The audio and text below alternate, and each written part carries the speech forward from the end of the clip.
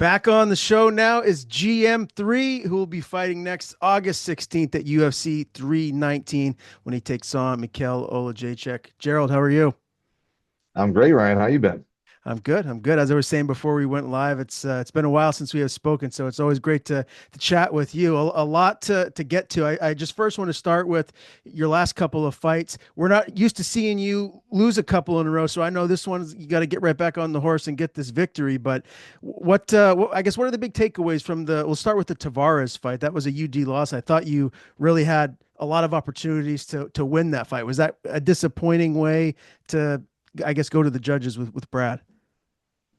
Yeah, I mean, but part of it's he did some things really well, and I didn't do some things that I should have done, and that's kind of how it shook out. And I knew, you know, most of my fights looking on paper, you kind of know what to expect. Like I want to get the fight to the ground, most likely, or like be in someone's face, and they got to keep me off of them. And I knew he had really good takedown defense going in. Um, so that. I expected that to a certain extent, and then it was just a matter of like I should have woulda, coulda, shoulda, right? But I probably should have like pursued the takedown more, just a little more pressure, do something a little more similar to what the Iron Turtle did when he fought him, and just kind of keep on even if you miss the takedowns, and then eventually you might get one. But he did a really good job with distance management. He hit me with some good shots from the outside and just kind of made it hard for me to get my rhythm. So, hats off to him. That fight was in April. If my memory serves me correctly, I felt like in that third round too, like you were saying, if maybe you just had a little bit more pressure, I thought you were going to win that fight. Like you said, woulda, coulda, shoulda. But is it disappointing though? Because I feel like that was right there for the taking for you to get your hand raised. Yeah, I mean, it's definitely disappointing, especially because I had energy left in the tank, and that's on nobody but me, right? Like I could have shot, I had the gas to shoot more takedowns. I had the gas to do more stuff. It was just a matter of, I either wasn't seeing or feeling my openings like I should have been, or, sometimes at a certain point you gotta just say screw it and go for it, right? So that's a whole other thing too, is like at a certain point, especially like the third round, I'll give myself a little grace because I got in on a takedown, and there was, for a lot of the round it was really close. We were kind of stuck there, and we were in that weird in between space where like, you know, if I got him down, I knew I had a good chance. And he kind of knew that too, I think, which is why he, defended the takedown so much and didn't, because I felt like if I moved, I might have lose it. And I was trying to ratchet in to get my hands locked enough to get a takedown. And he felt like if he moved, obviously he would have got taken down until the very end when he got out of there. So that was ate up a lot of time in the third. And then, by that time there wasn't much left I could do. So in the first two rounds, I should have definitely taken advantage more. And just like if I'm not going to be, winning on the feet, I should at least, or getting a takedown, I should be at least pursuing the takedown and making my opponent tired. It was a fun fight to watch, and you always seem to be in fun fights. Before that, obviously, was the RDR fight. Man, I mean, the takeaway from that, obviously, there's the arm triangle in the third round. That's how it finished. But I mean, you showed a lot in there, and he's someone a lot of people feel like could be the future champ. What are your thoughts on his ceiling, how good he can be, and just your takeaways from the matchup with him? Yeah, no, I've known Rainier. We trained together before that fight. We trained together after that fight. He's a good dude, and I knew what I was getting myself into. The only thing like that was almost disappointing in the opposite way from the Brad fight because I left it all out there. The only thing that I wish I would have done differently is in my preparation. There's a couple things I would have modified. Because basically at the end there, like, a lot of people said, maybe if you would have kept it on the feet, you could have won the decision. But you know me, I'm not really too confident in my ability to win a decision in the UFC. So I was happy that like I decided I was like, if I get this takedown and I get on top, I know I win. Either I'm gonna ride him out and beat him up or I'm gonna get a submission. But he did a good job defending and scrambling, and he ended up getting on top. And like by the time we got done scrambling and he got on me, I had nothing left. Like when he trapped that my arm for the arm triangle, like I physically couldn't move my arm or my body anywhere to even escape. Like that was literally everything I had, and it must have been everything he had too, because we were laying there for a second after the fight. So, but yeah, I feel like other than Rob, I gave him his best go so far. But he's really good and he's really tough, and I think a lot of people underestimate. Uh, One, they underestimate the power. Obviously, I found that out in the first round. I kind of took that for granted. And then they underestimate like the length. Like he's not that much taller than anybody, but just his frame and his length, like in his limbs and his ability to like lean out of the way of shots is just you got to feel it before you really, really understand it. And I think that's, you know, Rob's style was kind of tailor made to like close the gap, which is why he had like ended up catching him with a good one, like really, really jumping in. But the amount of distance that guy can cover with like a push kick or jabbing you, and then like, generally speaking, are you supposed to lean back? No, but if you lean back and you cover 4 foot of distance, and the guy can only punch 3 foot of distance without jumping his body weight all the way in and taking a big risk and possibly running into a knee, it's like you can kind of get away with doing some unorthodox stuff. Yeah, I don't know what his reach is, but it has to be one of the longer reaches in the division. Is that safe to say? It's certainly like at least from fighting perspective, like maybe if you measured it, it would be different. But my contention with that is like reach isn't just reach. They go fingertip to fingertip. If you got a wide ass back, you could have a big reach, but that doesn't really mean anything. It's really more arm length, and then not only arm length, but he is a little bit taller, so he's got like the height that he's using it from too, and the long legs to like step in and out. So there's a lot of other things, and like obviously the way guys fight, just the way he fights, he does a good job. He's either very, very long, which is great for him because he's a grappler, or when he does get inside, he uses those long limbs to wrap up around you. What were your thoughts on the outcome of the Whittaker fight? Do you think that was fair the way the judges went? I know a lot of people were saying Rob should have won, but it was a close fight. Yeah, man, I thought he did enough, but it was definitely close. Anytime you get rocked, it's never a good look. But he also almost finished him too in that fight, so it's like you're kind of even on that one. And I think too, it is a little hard for fans in general when you're used to seeing somebody so dominant all the time. Like, I think it makes it a little bit harder to see Rob lose a close decision than it would somebody else. You know what I mean? And that's not saying like I'm not a judge, obviously, and like what the hell do I know? But obviously, I don't know a lot about decisions. But that would be my takeaway from it. Do you think Reiner could be obviously could be, but do you think he will be a champ one day? Uh, I mean, I think he's got just as good as chance as anybody. I mean, the guys that are, he definitely catapulted himself into the mix really quick, especially kind of, just, and he said this too when he came in, and I remember him when he came to the gym, he's like, I want to be active, and he fought me, then he got Holland, he got Bo right after that. Now like jumped at Whittaker right after that. So when consistency is a big thing. Being a quick turnaround, like not just for the UFC, but fans see you and they see you winning fights and finishing fights all the time. That's a big, plus side for your image and like your trajectory. And then, like I said, getting a win over Rob, it's like he was such a dominant champion for such a long time. And then after that, it's kind of like if either Rob's going to beat you and get another shot, or if you beat Rob, you probably get a shot yourself. You know what I'm saying? So I would say he's right up there in the mix with, we'll see what happens with this fight, but either I could see him positioning himself for a title fight or fighting a number one contender fight with somebody and being right in there. Do you think Rob gets another title shot down the line, or are those days behind him? Oh, I mean, it's always possible. Like he didn't look bad in that fight either, you know what I mean? And if Derrida goes on to get a title shot, it's not like, with so many people saying that fight could have gone either way, if he finishes a couple guys, he's right there. You know what I'm saying? At this point, it's kind of up to Robert Whittaker when he's like feels that it's time to hang him up or he's like lost that fire. You know what I mean? It's got to be tough too, right? Like being the former champion, wanting so badly to reclaim the belt, and then to suffer the brutal loss to Khamzet the way that he did, and then lose this one to, an up and coming guy, someone that's new to the UFC. You kind of wonder, at least I do anyways, like where his mental is at right now.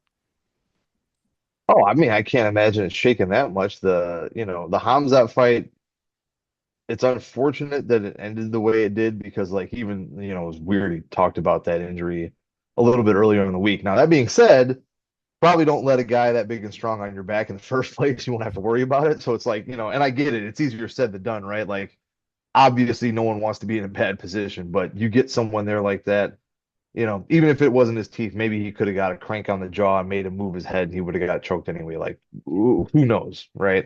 But it's not like he's fighting, gatekeepers or average guys or something like that. Like he's fought a guy that's like, everyone's super, super hyped on, who's like ran through pretty much everybody, or had, the only tough fights he's had with guys that are like really, really good. And then a guy who's like on a meteoric quick rise, who was, not for nothing, two division champ in another organization. So it's, I think there's definitely, I don't know for sure he's on the shorter end of the stick, kind of like the way I look at my own career is like, could I get there? Sure. He's definitely a lot closer, but it's like, I think if Whittaker got back to the belt, maybe you win the belt once and defender just win it back and then right off into the sunset. Because at that point, it's like, how many times are you going to want to defend it and, do this whole thing again? Right. Yeah. Well, it'll be interesting to see. Guy's got a lot of fan support. He's one of the most beloved fighters in the world. So we'll see what's next for him. The last time we did speak, Gerald, was right after you finished Edmund Shabazian and you broke Anderson Silva's record, 12 finishes. Man, that is so cool. And I know you got a lot of love online and just, fan support. Is that the proudest moment of your career, or is there something else that can equal that? Uh, I don't know. I mean, it's definitely up there. And honestly, like, had no one said anything, I wouldn't have like known that was a thing. Like a lot of the records and stuff like that. Like I am, and I'm not saying this like I'm dismissing it, but I am so concerned with my opponent and just winning that fight that like I don't really focus or care to know about any of that other stuff. But it was definitely up there. I'd say like that, yeah, getting a record like that I think it's not just submissions but finishes overall, like that means something. So I think it'd be right up there with my first UFC fight where finally getting in and then having a good performance and a bonus that night is pretty close. Is there like a favorite performance that you've had of your career, like just like you at your best, like against a high level opponent? Is there something that kind of stands out where you're like, man, I want to emulate that version of GM3 again? Oh, I've had a couple fights where I felt good and looked really good, but I can't think of one particular one where I was like, oh, that was like a really, that was awesome or that was a really great fight. You know what I mean? It's just I'm too focused on what I'm doing right now. Maybe when I'm like all done, I'll think back and like pick one or two, but at this point, it's just always trying to get better. Okay, fair enough. I find it interesting too, like when I'm looking at some of these guys that are, monsters ahead of, they're getting ready to fight in the octagon. Is there someone that you kind of looked at before you were getting ready to step in there and square off with that maybe like was intimidating, or just someone that you thought like, oh, this is going to be a tough one? And I'm just curious, like from the mental side of things, someone like you that's so accomplished, if you have ever had that feeling where it kind of maybe affected you a little bit. Uh,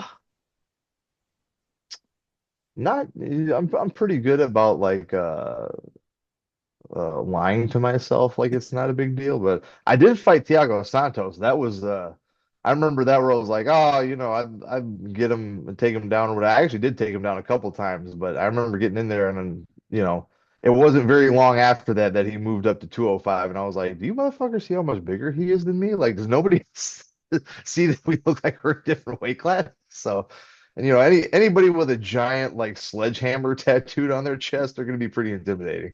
Yeah, that'll do it. And I thought maybe you were going to say Hamza just because he has such an evil look in his eyes when he's getting ready to fight. Like, is that an accurate thing to say? Is he someone that kind of like invokes fear in his opponents just by the way he kind of looks at people?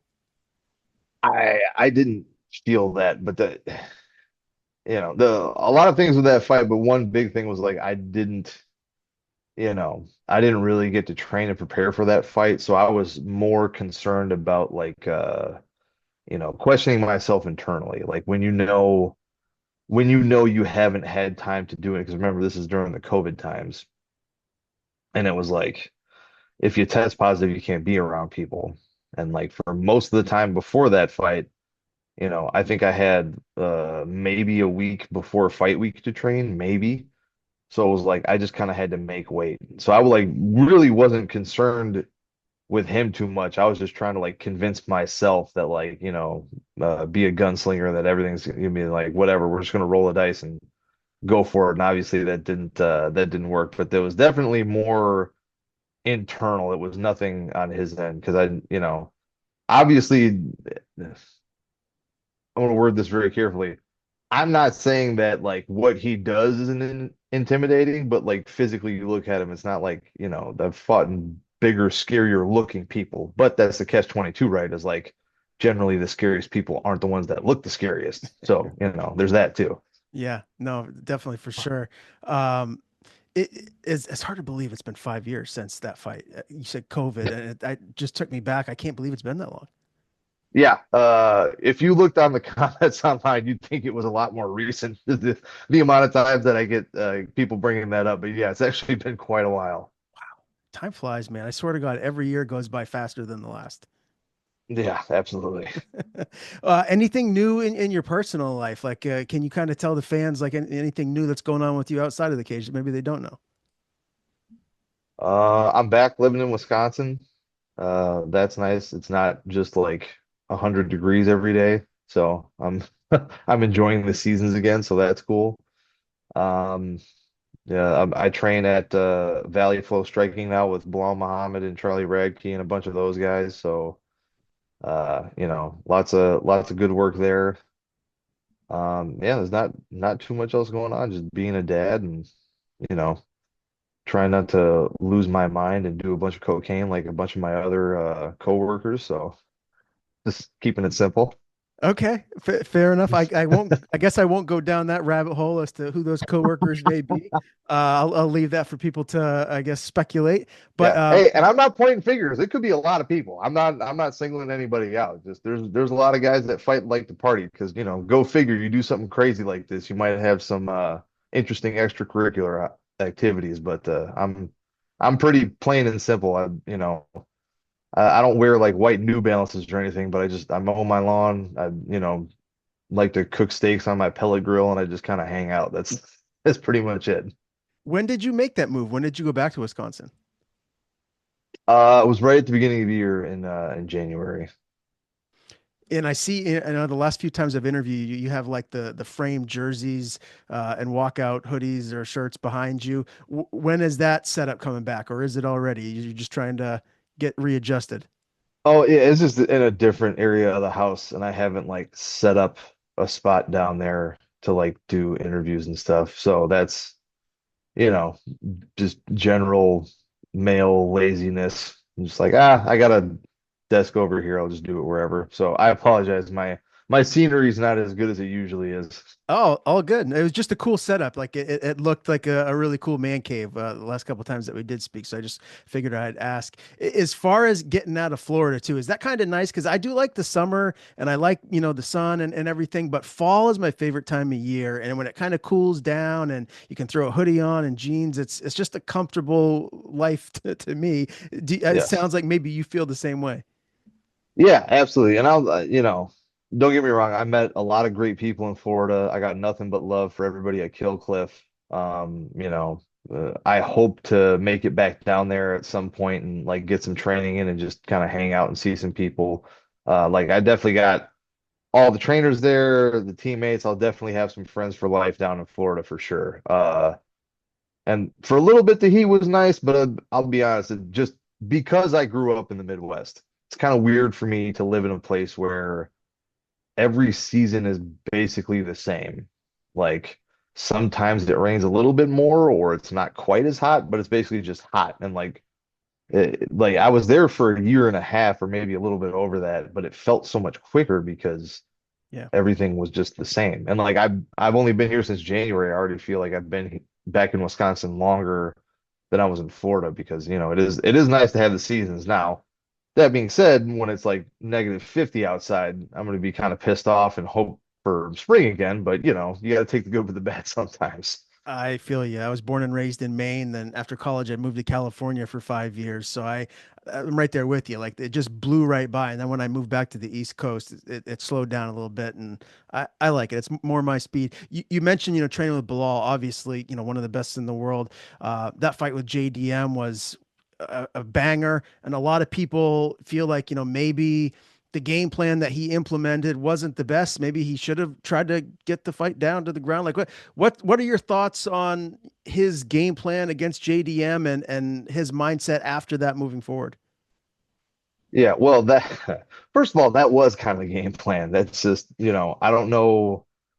It's kind of one of those heat of the moment things, right? And like, I don't think there was ever a question that like I know he like joked around was like, oh, I'm gonna show Canelo hands and all that stuff. And I'm sure to a degree it was like, well, we're gonna add that in there.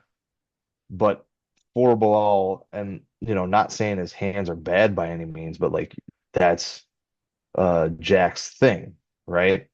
So unless, you have some distinct physical advantage or technique advantage, you generally don't want to meet the guy where they're strongest, unless you do it in a way that throws them off. And for Bilal, it's like, I get it too, because especially like basically like you outfought, but you did also outstrike Leon Edwards. His striking is a little bit different. And I think, he got out there and like just got in the mix and Jack defended a couple takedowns well. He obviously made some adjustments that made it difficult for Bilal to execute his game plan. But the thing about it is, and I get it because I'm a guy that, for better or worse, I gotta like get in closer, take guys down too. Sometimes it's less work and it's easier to be on the outside and strike. Like it's just less energy. And then even when you start, if you start that way and you don't start shooting right away and like making the guy carry your weight, you kind of get stuck in this mid range where now the guy's kind of got your timing, he's got his reads on you. So and then when you do start shooting, he can kind of see it coming and catch you with stuff or defend it really, easier than he would have if you would have been on the gas a little bit sooner. So, obviously in retrospect, we look at the fight, we look at everything. There was a couple things with that, and then when we did get him down that were like, you know, not necessarily exactly what we wanted, but again, Bilal still had good moments. He still did get some takedowns. It was just, Jack fought a great fight, and that ended up being his night. But I got no doubt in my mind if there's, Bilal's still the hardest worker, probably in the UFC, certainly in his division, and I'll stand on that any day, just by pure volume. Like even right now, he's like gonna do a triathlon for fun because it's out of his mind, or I don't know. So that's but that's just Bilal. But I have no doubt in my mind he'll get back on the horse. He'll get a win or two, and the UFC might make him work for it, but he's gonna be very deserving of a title shot in the near future. If I was a betting man, and I am, I would definitely bet that Bilal will get another title shot at some point soon. He'll get a couple wins. He'll be back there. So let me just ask you this: JDM Islam. That's the matchup next for the 170 strap. Who you got in that one and why? Man, I'm gonna be honest. I hadn't picked anybody yet because I hadn't looked at it too close. I think if you were gonna pick a person that would have the best antidote to Islam, a style like JDM's would be pretty high on the list. Um, Islam is unique in the sense that he utilizes kicks a lot more. Oh, I should rephrase this. He uses kicks with wrestling, and like clinch wrestling a lot more than some of the other Dagestani guys. Like, was the guy that fought Sandhagen Umar, I think, Oh, yeah. or that fought Marab. Like some of those guys, they'll like either just kind of like just throw kicks and then try to shoot. But like Islam, he'll like throw his hands, he'll throw hands and kicks, and then he'll throw hands and like not just shoot double legs, but like clinch up top too and do a lot of like Greco and like judo style, like off balancing and stuff like that, which is unique for big guys for sure. Um, but Jack's also like he's not a small dude. Like, even seeing him in there with Belal, like he's pretty big. And I feel like he's gonna be a little bit bigger than Islam. I don't know if that translates into him being stronger grappling wise necessarily, because you got a guy that's been doing it his whole life. They're gonna be pretty freaking strong. But yeah, that one I'd have to take a closer look at. I would think, yeah, obviously, if Jack can keep him at that jabbing distance, he's got as good a shot at anyone. And I think on the feet, Jack will, if they're just in a straight striking match, I would think Jack wins that and takes less damage. He's just very defensively responsible. It's really hard to get him out of his shell. The trade-off there is he will give up well, in a lot of other fights, he'll give up takedowns to stay safe on the feet, which is totally understandable because, like, if you get taken down, you can still get your way back up and fight. You get knocked out, can't really do it. You're just knocked out, And so, yeah, but that's going to be a very interesting fight, and I think as we get closer, when you get to see him kind of side by side, like standing next to each other, because again, this is going to be the first time that Islam fights somebody that's like kind of actually his size that I can Mhm. remember, like not just because Islam's a big, strong 55er, but like this is a whole another weight category. So I think Yeah. that'll give us a lot of insight when we get to fight week and we see him square up. Yeah, that's totally fair. That makes a lot of sense. What if Islam was to fight Taporia eventually? Because Taporia has been calling for that, and I think ultimately it's going to happen. What would your gut tell you on that one? Right now, I would kind of lean towards Topuria just because everything on the feet is so clean. He doesn't really take unnecessary risks. And Islam's got good striking, but there are some times where he'll open up and leave himself open. And I think Ilya would be patient enough that he would capitalize on it. And not for nothing, but Ilya is also a really good grappler. And now he's shorter and a good grappler, and he's got that good high guard. So for Islam to come get connected to him, he's got to come through those hands and get underneath him somehow, which I think is going to be really, really difficult in that stance. I think if Islam, he would have to like almost have like a leg kick heavy approach and really tax that lead leg of Ilya in a way that like made him not as mobile or like not able to stay in that forward boxing stance that he wants. But so far, like most of his kicks, I see like he'll kind of tease the leg kick and like throw hard upstairs once in a while, but he really wants to just kind of chuck bombs and then wrestle. And I don't know that you can, when a guy is like on this much of a streak and this calm all the time, I don't know that that's going to shake him. Okay, this is another tough one. Prime Taporia versus Prime Connor. I would say Topuria easily. Okay. There's that one, and like everyone said, like, oh, this is great. Like, no, it's not. Connor can't wrestle. Prime Connor couldn't wrestle. Prime Connor got taken down by Chad Mendez, who came out from a hunting trip and made weight. You know what I'm saying? And that's no shade on Prime Connor. Prime Connor is like a beast. But you got somebody who's just as good at striking, a little bit shorter, maybe not quite as fast, but I would argue more defensively responsible. I would say his burst in, maybe his hand speed's not as good, but his burst in is just as fast. And he can wrestle. Connor can't wrestle against high level guys at all. Well, I take that back. He actually did a good job defending against Khabib in the first couple rounds, but I think Topuria mixing up the wrestling and the boxing would be too much. Yeah, I'm gonna have to agree with you. That's kind of where I would lean to, and it does. It comes down to that wrestling base that maybe Connor doesn't have as some of these elite guys. Let me ask you real quick too about your boy Brendan Allen. What a huge performance! Big victory over Marvin Vettori. Bad blood going into that one. Yeah. What's the takeaway from that one? Is that as good as Brendan's ever looked?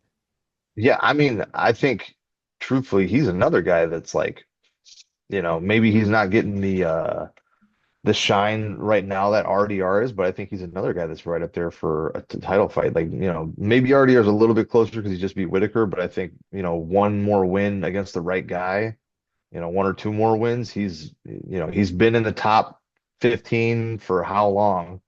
Uh, and that was a great performance. I haven't seen anybody bust up Vettori like that really ever and just kind of like physically bully him around the ring. You know what I mean? And I got to, he came actually, he trained at Killcliff a little bit. He trained by us at Vale Flow Striking a little bit with me and Belal and some other guys. And, you know, I think he's doing all the things he needs to be doing to get himself ready for that title shot. And again, like I had no doubt in my mind that he'd win that fight, but I didn't even expect him to like, and trust me, I've been training with Brendan since before he was in the UFC. I've known him for a long, long time, and I know the kind of power he has. But like, I almost got surprised when I saw him. Like he just touched Vettori with a couple jabs, and his face is just destroyed. I was like, Jesus! Like I Mm. know the kid hits hard, but this is awesome. So yeah, I think people are gonna watch.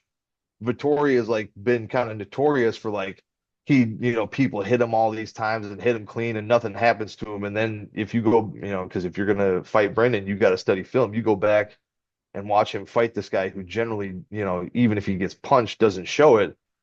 And Brendan just like turned his face, into like freaking murder scene, Mm. just with a couple jabs. So it's like I think that's gonna put a lot of people on notices and kind of wipe away whatever performances he had before that. Yeah, he's getting a little bit older now, and he's coming into that man body, getting that man strength. So that definitely makes sense. Where is he training full time now? Is he bouncing around a little bit, or are you guys still getting a lot of work in together a lot? Yeah, I mean, last time he was at like I said, he was at Killcliff a little bit, and then he came to Valley a little bit. So I don't know what his, I don't want to speak for him, or I don't know what his plans are moving forward, but he was at Valley for 2 or 3 weeks, 2 weeks maybe, but then, the whole time he was fighting a lefty, so I just pretty much went with it the entire time he was there for pro practices anyway. So that was, which is always good because we've got a really good relationship, and we've trained enough together that like even though I was also getting ready for a fight a little bit, it was good to have a bigger body and like I can give him looks and he can give me certain looks that other people can't. And it's just, we always feed off each other really well, and we can always get a lot of really high level, high intensity work in without like being a danger to one another. You know what I mean? Sure. Because like some guys they just move weird, or we know each other's movements enough where like we can kind of go at it a little bit in a safe way, if that makes sense. No, it makes total sense. So again, fights a couple weeks away now. Like, what do you have left to do as you get ready to step in there and face Michal? Is there anything left? Is the Shark Tank, or is it more kind of like dialing it down and cutting the weight? Um, I got one more quote unquote working week. So like if you talk to a lot of fighters, they kind of look at it like fight week doesn't really count because you're not getting anything out of that. It's just making the weight, right? So the final working week, um, it'll be like just really tightening everything up, being as sharp as possible. Probably some shorter reduction in volume, but still like a decently high intensity because I should be peaking right about now. Um, and then, just making sure I do enough to, with that, do some low impact, like kind of cardio or something to make sure my weight stays low and, make sure I'm feeling good on the diet. Because if you try to train, do some 2 hour sessions the week before fight week, you're going to come into fight week dead, and that's never fun. Yeah. What's the weight at today? I think I woke up at like 206, which is 205, 206, which is pretty good. And then I got one more week to get like a little farther down. And that was like, I've been dieting pretty good, but I also like had some extra snacks last night just because I was feeling kind of tired. So, never hurts to bump up once in a while. Yeah, well, I have no doubt you'll make weight like you always do. Let's talk a little bit about UFC 319. Again, August 16th. It's in Chicago. The main event is the middleweight title fight, Dricus versus Khamzat. What's your prediction for that one? My prediction, I honestly think is going to be Dricus. Now that being said, like I always say, like I look at things like percentages. I'm not going to be shocked if Hamzat wins. You know what I'm saying? But if I had to put a percentage on it, I would say like 60-70% Dricus, just because I don't know. I think he's going to be too big and too physical for Khamzet to like catch in those first couple rounds. Now, that being said, again, I'm not trying to be a hater or anything, but like if he does, that's freaking amazing and that's nuts and like that's awesome. More power to him. But just personally, I think Dricus will, I think his movement, his unique fighting style is gonna give Hamzat problems in that sense, and he's gonna charge in and be like, oh my God, this guy's kind of huge. And that might kind of deter him from maybe putting as much pressure on him at first as he normally would. So, and we'll see too, because you know, this is going to be like the first championship fight that we've seen from Hamzat, and I don't know if he had any other ones in like lower promotions, but that's always been the thing on him, right? Is like he comes at you like a bat out of hell for the first round and a half, 2 rounds, and then kind of fades away. So we'll see if it goes longer and goes into championship rounds, we'll get a better idea of like if that's just unfounded claim on all our parts or if there's something to that. I'm with you 100%. I think Dricus wins as well for what it's worth. Michal Olksiezuk, this is a banger of a fight on paper. This really is a good contrast in styles, but I mean, you've shown too, like your striking just keeps getting better and better. Do you want to mix it up here? Do you want to stay on the feet? Do you want to get it to the ground? Like, what do you think stylistically with Olksiezuk brings to the table? What kind of a fight are we going to see? Well, I know what our game plan is, and I know he trained with the Fighting Nerds this camp, and he's done it with a camp or two before this too. But when someone fights a certain way for long enough, like maybe he'll employ some of those tactics, but he's tough, man. He comes forward, he moves his bobs around a lot. He'll throw the jab out there, and he basically spams left hands. But he's good at mixing it up. And I'm not even saying that like he just chucks them and doesn't think about it. Like he's good about probing with his lead hand, and then he'll mix up that left. He'll go to the body, he'll go upstairs, he'll fake with his head. Like he's got some pretty good stand up. It just, it looks kind of hectic, but there's a method to his madness for sure. And obviously he's not the best on the ground. He's got better takedown defense probably than like people give him credit for, especially if he can get a read on you. But I think my grappling is definitely going to be to my advantage. Um, I think my striking is going to surprise him more than his grappling would surprise me, I guess is the way I would put it. So, and who knows? I could be completely wrong. We'll find out in a couple weeks, right? But looking on paper, that's what I would guess. Were you impressed by his recent performance, the round one victory over Dumas? Yeah, yeah, I was definitely he looked good. On the same hand, Dricus kind of just, he was tall and just kind of stood up. And I get it when you're that tall, generally speaking, you stand up and back away, and if someone doesn't hit you the first time, especially in training, right, they'll kind of back off and like reassess and figure out what they want to do, and they'll almost kind of give you a break. But that dude doesn't give you a break. He just comes forward, and he just kept charging in, and he caught him with one and just stayed on the gas. You know what I mean? He looked great, but he's another one too where he comes out really strong, and we'll see if he comes and meets me in the middle. I would think, like I said, you've been fighting that way for that long. I would expect him to come forward and be in my face, which I think will be great for me. But if he doesn't, I'm more than happy to take the fight to him and then see what happens from there. But he definitely looked good against Dricus, but it wasn't like there was I didn't see any new folds in his game. But to his credit, he finished it so quick there wasn't really a chance to show anything new. Before that, he had three losses in a row. As the fight gets closer, are you going to sit down and just watch all those fights in their entirety to kind of like pick at like what he's doing wrong or what he's improved at? Like, is that something that you and the team will do? I've watched a lot of film already, and at a certain point, when it gets closer, it's not really worth doing that anymore. Like you game plan what you're going to do. You have a thing set in your head. Overthinking stuff sometimes can be not beneficial. And for him, I mean, he had 3 losses in a row, but some of those fights he didn't look bad. You know what I mean? Like obviously he lost, but even when he fought Kaio before going down to train with him, he wasn't doing bad. I mean, he wasn't getting super busted up. Obviously, he ended up losing and got taken down, but like he made Caio Bahaio take him down, which is generally not what he wants to do in fights. You know what I mean? This is a guy that stood on the feet with Cannonier and was getting the better of him. So, there's something to be said there. And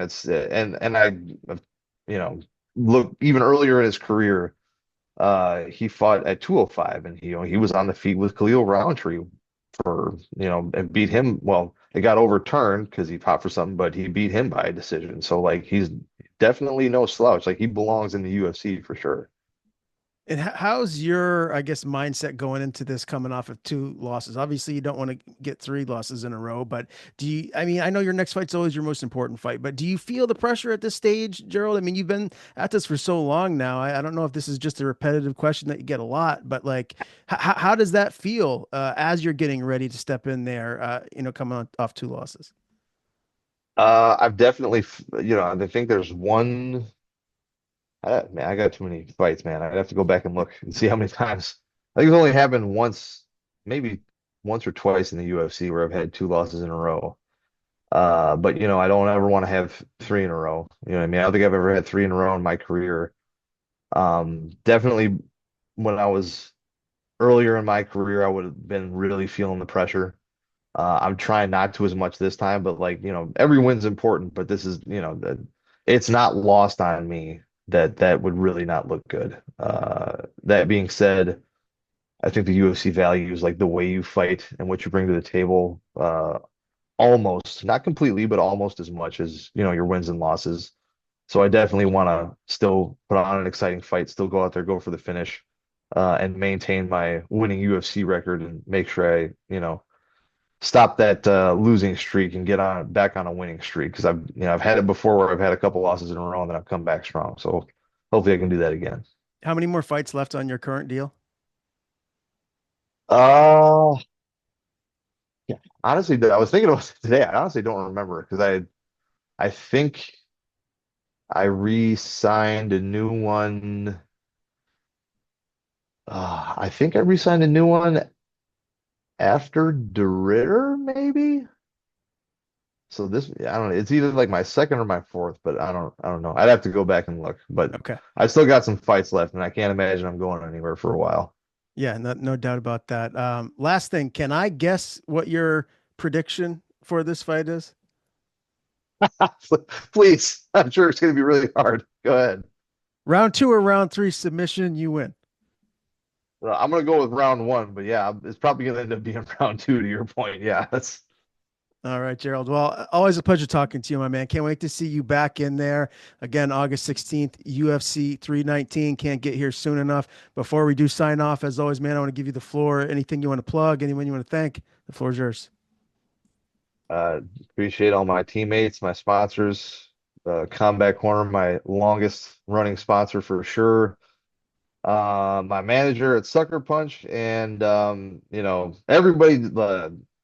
Just cherish your loved ones and value the time you have with them. I've had so many people recently just have crazy stuff pop up. Obviously everybody knows about Ben Askren, and I've had other friends with like, people close in their lives have cancer scares and all kinds of crazy stuff. So, it's always the people you least expect to have some kind of health issue. So really, really cherish the time you have with people and, don't take that for granted.